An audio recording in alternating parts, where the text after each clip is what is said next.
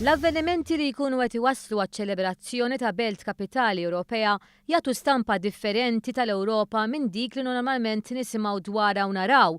Għal dan Karel Bartak, uffiċjal mill-Kummissjoni Ewropea li qiegħed jattendi konferenza dwar l-identità u d-dialogu fil-Mediterran, organizzata mill-Fondazzjoni Valletta 2018. Each capital is a very important event because it brings people closer to Europe.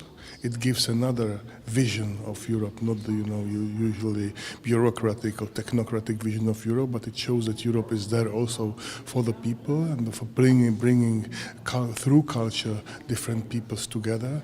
But at the same time, what is very important for us, that the event in the country itself becomes and is based on the initiative of the local citizens. Il-professur Henry Frendo qal li l-konferenza bit-tema Dialogu fil-Mediterran tipprovdi opportunità ideali għal diskussjoni dwar suġġett topiku ħafna, l-identità u l-kooperazzjoni interkulturali fir-reġjun.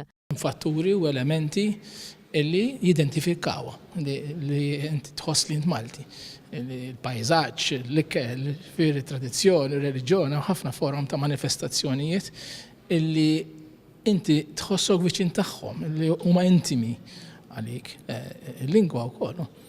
Ġifieri qed nitkellmu fuq dak l-aspett ta' identità, xi ħaġa li naħseb jien Malta tista' tikkontribwixxi anke f'kuntest usa f'kuntest Ewropew għax ħafna drabi Malta jarawha żgħira u ma jifhmux ir-rikkezza li tikkomprendi l-istorja Maltija.